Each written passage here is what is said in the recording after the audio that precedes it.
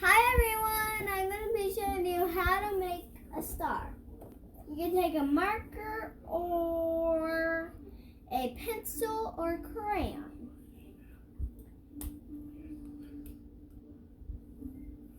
Start from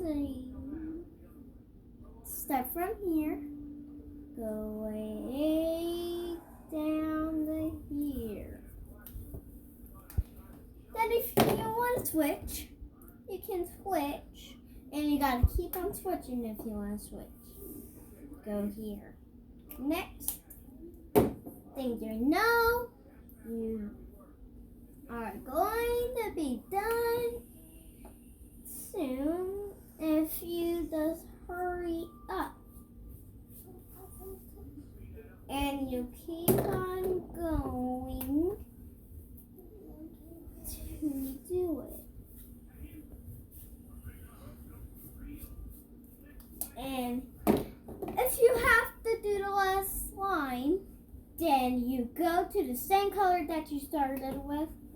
Go to here and way down there.